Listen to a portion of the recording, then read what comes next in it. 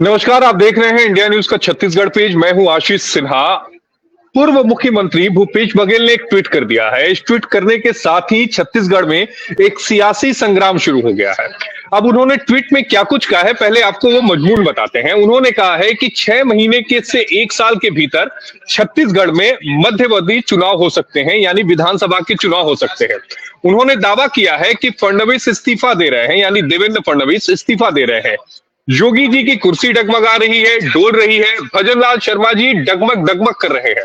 उन्होंने ये भी कहा कि सरकार बनी नहीं, लेकिन जेडीयू के प्रवक्ता अग्निवीर योजना उसे रद्द करने की मांग कर रहे हैं और पूरे देश में जातिगत जनगणना की बात कर रहे हैं। जातिगत जनगणना वो जिसे बिहार में कराया गया था जब नीतीश बाबू कोलिशन गवर्नमेंट थी आरजेडी के साथ।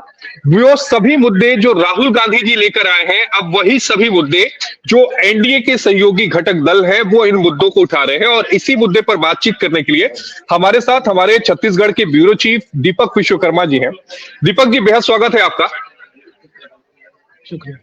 दीपक जी, एक बड़ा सवाल उन्होंने उठाया पूर्व मुख्यमंत्री भूपेश बघेल साहब ने। भूपेश बघेल साहब बड़े नेता हैं, कद्दावर नेता हैं, और उनकी तरफ से ये कहना अपने सभी पार्टी कार्यकर्ताओं को, यानी स्टेट की जो यूनिट है कांग्रेस की, कि 6 से 1 साल के भीतर चुनाव हो सकते हैं, ये कोई अंकगणित है या फिर ये केवल कयास है, या फिर एक बार फिर से कार्यकर्ताओं में जान डालने की कोशिश की जा रही है?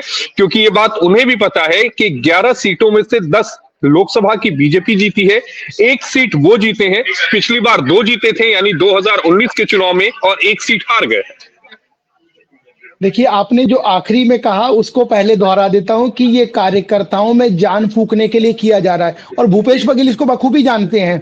आपको ज्ञात होगा, जो हम पहले भी जिक्र कर चुके हैं, कि जब कांग्रेस की सरकार सत्ता में आई थी छत्तीसगढ़ के भीतर, यानी विधानसभा चुनाव जीते थे।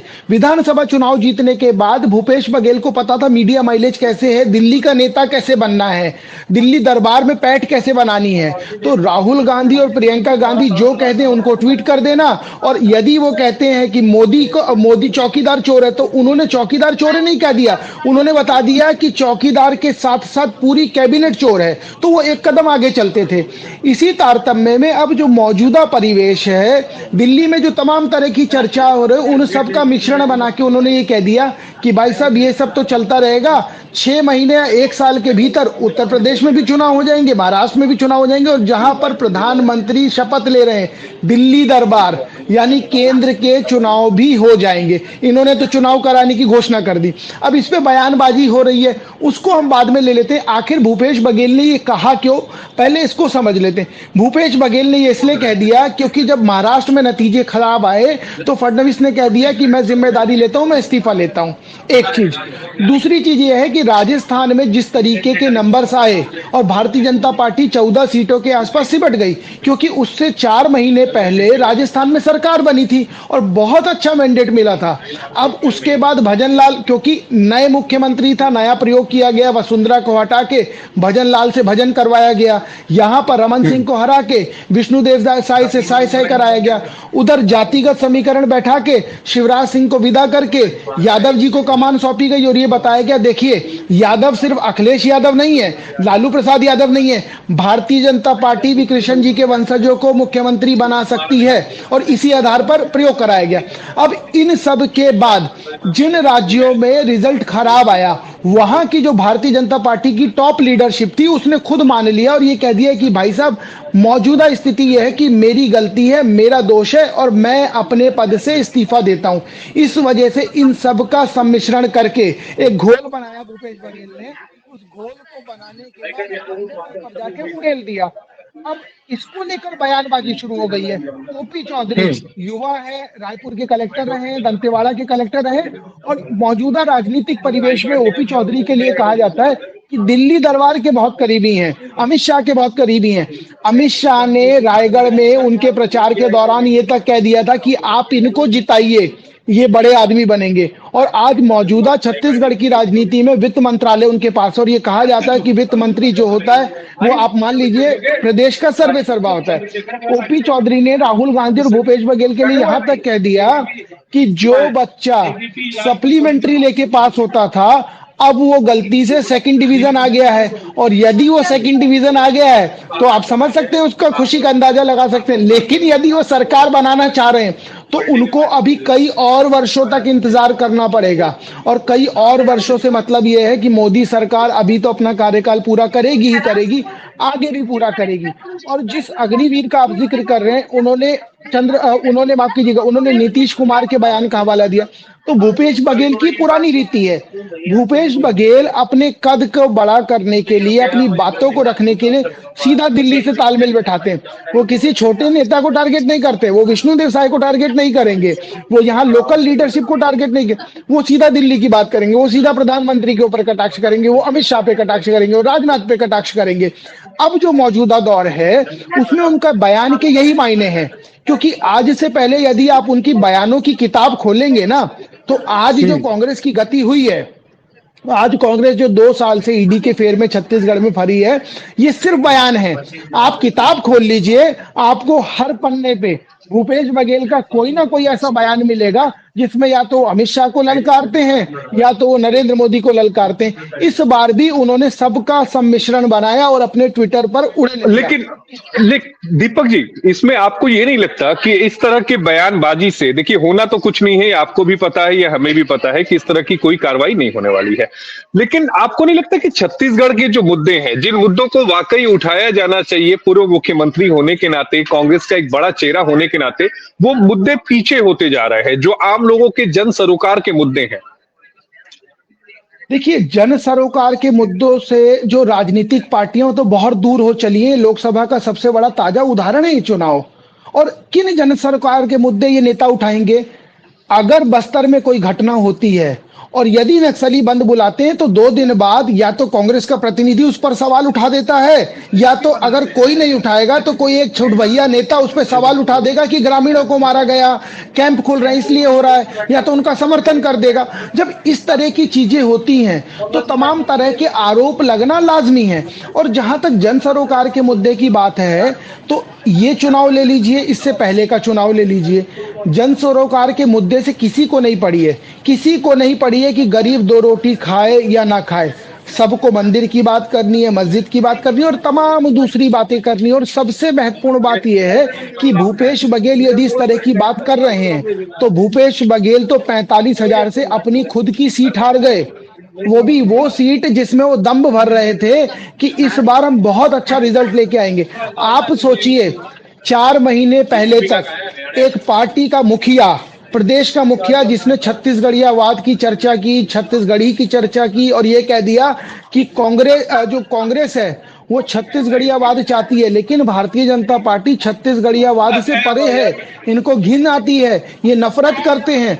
इस सब तमाम तरह की बात करने के बाद विधानसभा में जिस भूपेश बघेल को 71 सीटें मिलती हैं, 4-4 उपचुनाव जीतते हैं, उसके बाद मोदी की उस वेव में भूपेश बघेल अपनी सीट गंवा बैठे। और उसके बावजूद बयानबाजी आप देख लीजिए क्यों इसलिए करनी पड़ रही है कि दिल्ली के जो नेता हैं, राहुल गांधी हो गए, प्रियंका गांधी हो गई, सोनिया गांधी हो गए, ये कहीं भूल ना जाएं, वो ये याद रखें कि एक व्यक्ति है बयान देने वाला। एक सवाल ये भी उठता है कि फिर प्रदेश के जो कार्यकर्ता है, जो कांग्रेस के कार्यकर्ता है, उनका क्या? ठीक है, आपने हाईकमान में अपनी एक इमेज बना ली, हाईकमान के साथ आप चर्चा में आ गए, लेकिन ऐसा तो है नहीं कि वो जो जमीनी स्तर पे जो कार्यकर्ता काम कर रहा है वो बेवकूफ है। उसे भी समझ में आता है कि राजनीति किस तरह से होती है और राजनीति की दशा और दिशा और हवा किस तरफ जा रही है। छत्तीसगढ़ की यदि बात की जाए तो राजनीति का और कार्यकर्ताओं का आलम यह है कि भूपेश बघेल के मंच पर भूपेश बघेल के कार्यकर्ता जो उनके लिए नारा बुलंद करने आए, वो उनके खिलाफ बोल रहे हैं कि साहब आप आके यहाँ बैठे हैं, आपसे तो मिलना दूभर था, हमने कोई काम नहीं किया, सब कुछ किया आपने किया, और जो जेल में मौजूद आपकी ओएसडी है उन्होंने किया। और ऐसे एक बयान नहीं है, ऐसे तमाम बयान हैं। और तो और कल ही का किस्सा है, कांग्रेस के अंदर खाने ये चर्चा होने लग गई कि भूपेश बघेल, देवेंद्र यादव और शिव कुमार डहरिया को निपटाया गया है। निपटाया किसने? नेता प्रतिपक्ष ने, चरणदास महंत ने। क्यों? क्योंकि उन्होंने एक बयान दे दिया था कि मोदी का अगर कोई सर फोड़ सकता है तो भूपेश बघेल ही है, वो देवेंद्र यादव ही है, वो शिव कुमार डहरिया है। तो अब आप सोच लीजिए, उनकी पत्नी खुद का चुनाव जीत गई हैं, लेकिन ये बाकी नेता हार गए। तो इससे क्या माना जाए कि वो नेता इन नेताओं के लिए फील्डिंग कर रहे थे? क्योंकि अगर दिल्ली और कोई पहुंच जाएगा तो कैसे करीबी रहेंगी इनकी पत्नी। इसका एक और ताजा उदाहरण है, जिस दीपक बैज को कोई नहीं जानता था और उनको विधानसभा चुनाव से हटाकर लोकसभा का चुनाव लड़ाया गया और ये सोच लिया गया कि इनको दिल्ली भेज देते हैं, दूध में से मक्खी निकाल देते हैं। लेकिन दीपक बैज इतने चतुर निकले कि वो दिल्ली पहुंचे, दिल्ली दरबार में अपनी सेटिंग की और ऐसी फील्डिंग की कि वो 45 साल का नौजवान, 45 साल का नौजवान इसलिए कह रहा हूं क्योंकि राहुल गांधी 56 साल में भी अपने आप को नौजवान बता रहे हैं। वो 45 साल का सांसद दीपक बैज छत्तीसगढ़ कांग्रेस का प्रदेश अध्यक्ष बन जाता है, चुनाव हार गया, उसके बावजूद वो आज भी प्रदेश अध्यक्ष है। तो आप समझ लीजिए। तो चरणदास महंत ये चाह रहे थे कि मेरी पत्नी दिल्ली पहुंच जाए, क्योंकि दिल्ली दरबार से जो नजदीकी है उनकी बनी रहे। भूपेश बघेल अगर दिल्ली चले गए तो और नजदीक हो जाएंगे, बड़े बड़े बयान देते ही हैं, मुखर होके बोलते ही हैं, और नजदीक हो जाएंगे। तो कांग्रेस में जो आलम है झगड़े का, फूट का, सिर फटौल का, वो ये है। तो आज भूपेश बघेल अगर दिल्ली को करीब रखने के लिए इस तरीके के बयान दे रहे हैं तो इसमें और कुछ नहीं है। कोई मध्यवर्ती चुनाव भी नहीं होने वाला। वो मोदी और अमित शाह है, आप भी जानते हैं, आप तो दिल्ली में रहते हैं। वो इतने आसानी से यदि सत्ता जाने देते या जाने देंगे तो आप खुद समझ सकते हैं। जिस इंडिया गठबंधन के जिक्र किया जाता है उसमें रिजल्ट आने के बाद आम आदमी पार्टी कहती है हम इंडिविजुअल चुनाव लड़ेंगे विधानसभा का। ममता बनर्जी का आता पता नहीं है। तो जो घटक दल हैं इनके बड़े बड़े, उनका खुद का पता नहीं है। और भूपेश बघेल यदि इस तरीके के बयान दे रहे हैं तो आप समझ सकते हैं कि राहुल और सोनिया और प्रियंका, इनसे जो नजदीकी है ये टूटे ना। क्योंकि आपको भी पता है और हमें भी पता है, जब कोई चुनाव लेकिन दीपक जी, इस नजदीकी को बनाने के चक्कर में वहां पर जो अपनी साख है, छत्तीसगढ़ में जो साख है भूपेश बघेल की, उस पर तो डेंट लगेगा ना। क्योंकि जनता तो वहीं की है, मतदाता भी वहीं के हैं, चुने भी वहीं से जाने हैं। ऐसा तो नहीं है कि आपको राज्यसभा भेजा जा रहा है, तो चुने भी वहीं से जाने हैं, तो जाहिर तौर पर डेंट तो पड़ेगा ना। देखिए, राजनेता इतने शून्य होते हैं, वो ये जानते हैं कि जो पब्लिक है ना, वो चुनाव के समय उनको फिर मना लिया जाएगा। और 5 साल का समय है, 5 साल में जो बोलना है, जो कोसना है, जो करना है, सब कर लेते हैं। जब चुनाव आएगा तो 3 महीने पहले, 4 महीने पहले हाथ जोड़ लेंगे, भैया दादा दादी कर लेंगे और अपना काम निकाल लेंगे। जिस आपको टीएस सिंहदेव का प्रकरण याद रखना होगा। टीएस सिंहदेव किसी से छुपे नहीं है। टीएस सिंहदेव ने यहाँ से दिल्ली तक हाथ पैर जोड़ लिए, सबको मना लिया, रूस गए और उसके बाद उनको दान में क्या मिला। दान इसलिए कह रहा हूं, चुनाव से ठीक 3 महीने पहले उनको उप मुख्यमंत्री बनाया जाता है। 3 महीने। और जो गृह मंत्री हैं, जो गृह मंत्री थे सबके तत्कालीन, ताम्रध्वज साहू, जब उनसे पूछा गया अंदर खाने ऑफ द रिकॉर्ड, हम ही बात कर रहे थे, हमने कहा भैया आप भी बन जाए। बोले इससे क्या होता है, ये उनके शब्द है जिस लहजे में मैं कह रहा हूँ, इससे क्या होता है, मंत्री हूं, उप जुड़ जाएगा तो उससे होगा क्या, रहूंगा तो मैं वही। इनको समझना था, ये नहीं समझ पाए, अपना नुकसान कर लिए और हुआ भी वही। हम सरगुजा में थे, सरगुजा की जनता ने ये कह दिया जो टीएस सिंहदेव अपने लिए नहीं लड़ पाया वो हमारे लिए क्या लड़ेगा। तो आप समझिए, जब नेता की छवि इस तरीके की बनने लग जाए जनता के बीच, तो आप समझ सकते हैं कि क्या स्थिति होगी। इसीलिए मैं कह रहा हूं, भूपेश बघेल का ये बयान अपने आप को बांधने के लिए, अपने आप को, वो जो कांग्रेस की वो माला है उसमें एक मोती, एक जो पेटल है वो मौजूद रहे, चमकता रहे, जानते रहे, उसकी ये पूरी कवायद है, उसका ये पूरा प्रयास है। जो पार्टी 71 सीटें लाने के बाद भी सत्ता में दोबारा नहीं आ पाई और इतनी बुरी गत हो गई कि वो 34 सीटों पर आके सिमट गई, तो आप समझ सकते हैं कि पार्टी के अंदर कितना सिर फुटौल होगा, कितनी। ये जो चुनाव हुआ था, ये जो चुनाव हुआ था, ये जो चुनाव हुआ था, यहाँ के राजनीतिक पंडित ये कहते हैं कि जो अजीत जोगी ने 2003 में किया था वही चीज भूपेश बघेल ने अब जो चुनाव हुआ था 2023 में उसमें करी थी। तो आप समझ सकते हैं, अजीत जोगी ने कह दिया मार्किंग करके इनको हरवाना है अपने लोगों को, भूपेश बघेल ने भी वही किया। तो जब आप सबको हरवाने पे तुल जाएंगे तो जीतेगा कौन, और जब जीतेंगे नहीं तो नंबर्स नहीं आएंगे, नंबर्स नहीं आएंगे तो सत्ता कैसे मिलेगी। यही अंतर है भारतीय जनता पार्टी के संगठन में, यही अंतर है कांग्रेस के संगठन में। अब आप समझ सकते हैं, बयानवीर अगर बयान दे रहे हैं तो उसके पीछे की वजह क्या होगी। होगी। हालांकि जिस तरह का बयान भूपेश बघेल का आया है, भूपेश बघेल के इस बयान पर छत्तीसगढ़ से दिल्ली तक पारा हाई है। बयानवीर अपने बयान दे रहे हैं और इधर सत्ता पक्ष है जो भारतीय जनता पार्टी है, वो लगातार उन बयानों पे जिस तरीके के बयान दे रही है, क्योंकि ओपी चौधरी का बयान मैंने आपको बताया, युवा है, वित्त मंत्री है, उन्होंने एक लाइन में कह दिया, जो बच्चा सप्लीमेंट्री से पास हो रहा है यदि वो गलती से सेकंड डिवीजन आ जाए तो आप समझ लीजिए वो फूला नहीं समाता और किस तरह की हरकतें करता है।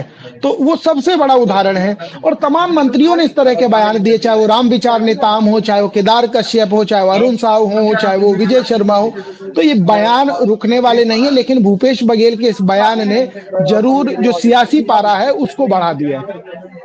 सियासी पारा जरूर बढ़ा दिया है, लेकिन मुझे लग रहा है कि भूपेश बघेल साहब भी उस कैटेगरी में जा रहे हैं जिसे हम मीडिया में बयान बहादुर कहते हैं।